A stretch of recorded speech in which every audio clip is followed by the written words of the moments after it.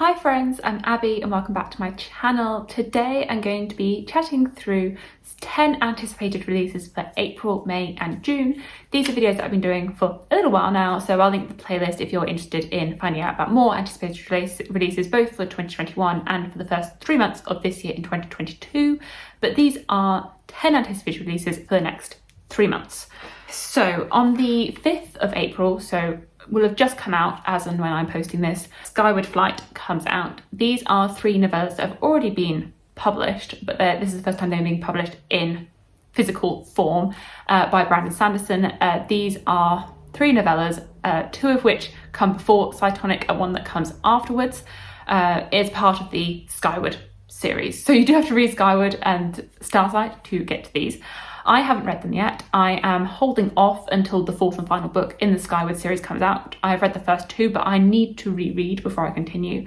So my plan is to wait until that 4th book and then read everything. But I'm anticipating these novellas coming out in physical form because that's definitely how I plan to read them. And I believe these novellas are following side characters that we haven't seen in the main books or since the first book. And you're following some of their arcs and in and around Starsight, Cytonic. I really like Skyward as a story, like Spencer from that book. I've really invested in it. I find it so fun following these characters and her journey through flight school and getting past the stigma of her father being a coward and the different alien races. I'm really intrigued to see what happens with Cytonic because I've heard some quite mixed reviews for it, but I'm intrigued to see what happens with it. But that's the first book coming out on the 5th of April. On the 14th of April, The Hunger of the Gods by John Gwynne comes out. Orbit were very kind enough to send me an advance copy of this. This is a finished edition and I literally squealed when I opened the package. I was like, because this is one of my most anticipated releases for the year, like for the whole year, because I love John Gwynne's books. I've read everything that he has written so far, and so I was really anticipating it. This is the sequel to The Shadow of the Gods, which came out last year, which is a Norse-inspired fantasy story. It's quite dark, it's very dark. You have 3 main protagonists, one of them being an ex-slave, one of them being a mother, and one of them being in a warband, and you're following them. And then there's a whole host of characters that surround them. Things were very climactic at the end of that first book, so I'm really intrigued to see what happens in this one and see where their journey goes.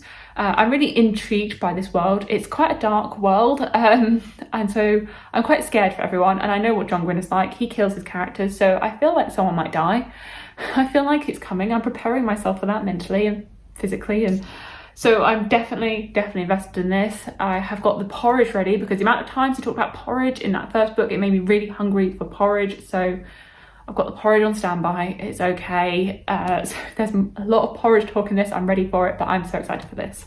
And then on the 28th of April, Sea of Tranquility comes out by Emily St. John Mandel. I read her first book, Station 11, and really liked it. So I haven't read her other book, The Glass Hotel, but this is her new book. And just a quick blurb is Emily St. John Mandel returns with a novel of art, time, love and plague that takes the reader from Vancouver Island in 1912 to a dark colony on the moon 300 years later, unfolding a story of humanity across centuries and space. So we'll leave it at that. All the books I will link the Goodreads pages for down below if you're interested in reading more full synopses of them and finding out more information on them. But that's that one. I've really enjoyed Emily St. John Mandel's writing style in her previous book, so I'm definitely intrigued to see what this book is like.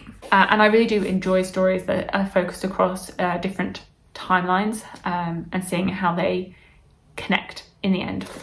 Okay, and then going into May, in May, Book of Night by Holly Black comes out on the 3rd of May.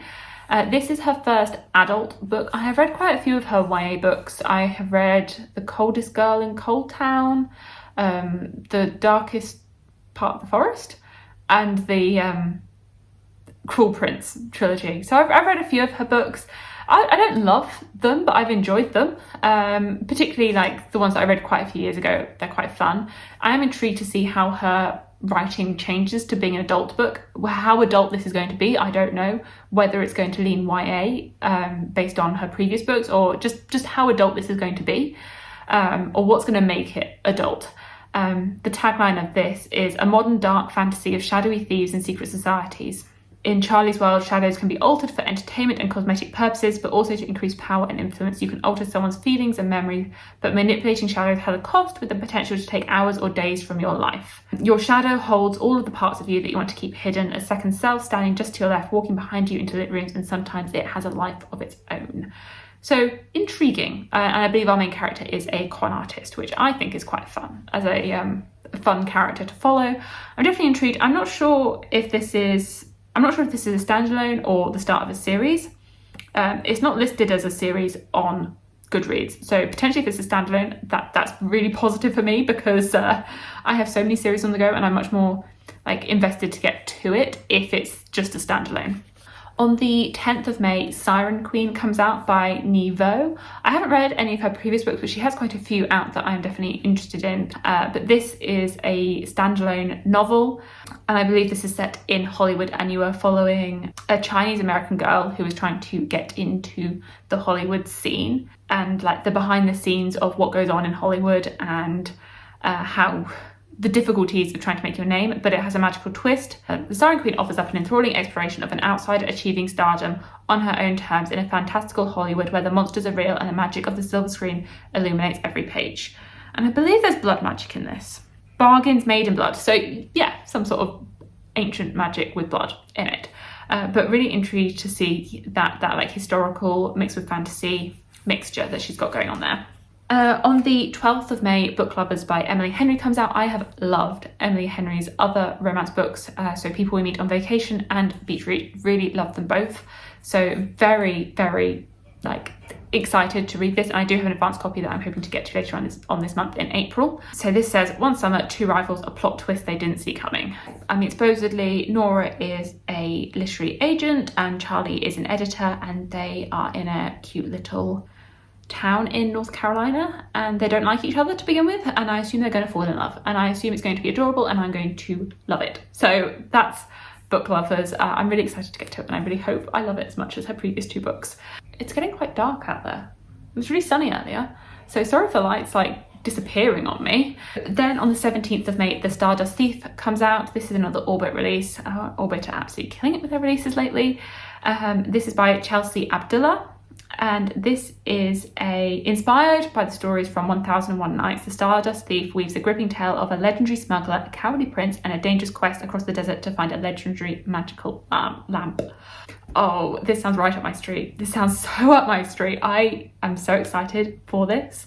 Luli is the midnight merchant, a criminal who, with the help of her djinn bodyguard, hunts and sells illegal magic. When she saves the life of a cowardly prince, she draws the attention of his powerful father, the Sultan, who blackmails her into finding an ancient lamp that has the power to revive the barren land at the cost of sacrificing all djinn. Oh, this sounds exactly like something I'm going to love.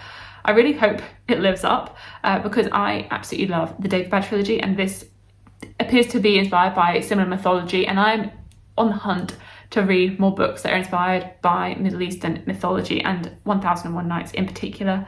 This sounds absolutely perfect for me. I believe this is the start of a trilogy. It's called the Sandsea trilogy. So definitely intrigued to see where this goes. And then one of the big fantasy names, one that I haven't read from before, Guy Gavriel Kay. He has a book coming out in May, again on the 17th. This one is called All the Seas of the World. I think it's got an absolutely beautiful cover. It's a really beautiful cover. When I was looking for new releases, I was like, oh, that's pretty. Oh, I believe this is set in a world that he's written in before, so I don't quite know if it's linked to that, if you have to read the other ones first, or where this fits in with them. And I believe you are following some assassins.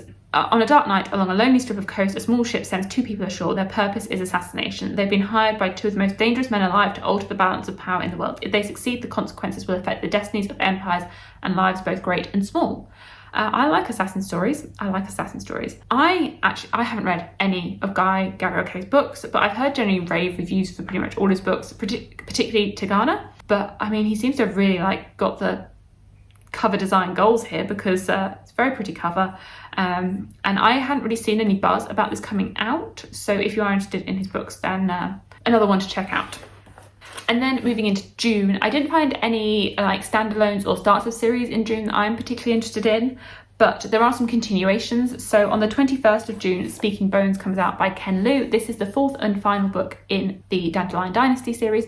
So I have now read The Grace of Kings, the first book, and I liked it, didn't love it, but which is a bit unfortunate. But I am definitely intrigued to see where the rest of the series goes, and I feel like this is quite an anticipated finale. So I do have a little way to go between now and the end of June, and well, I've got 2 more books to read, so hopefully I can be caught up in time for this release, and so I can read it when it releases. The Dandelion Dynasty, or at least the first book, The Grace of Kings, is set in a like reimagined China. It's under this Empire of Dara, following events and sort of wars and the tensions between different nations following the death of the emperor, and the different ruling factions, different power dynamics.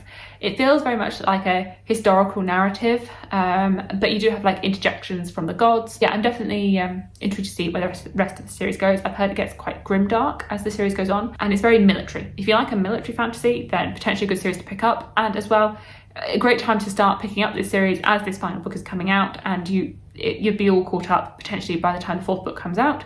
Another finale that is coming out in June, this one on the 28th, is Lachlan's by Robert Jackson Bennett. This is the 3rd and final book in the Founders trilogy, which I have loved. So the first book being Foundryside, then Shorefall, Lachlan's being the 3rd book, and this is another epic fantasy following our main character Xanxia, and you're set in this world where objects you can carve instructions into objects so they think that they have a different purpose from what they actually are.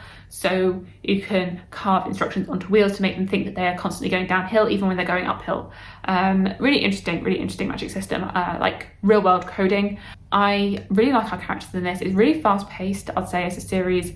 Really interesting like magic system lore. I'm very intrigued to see where it's going to end.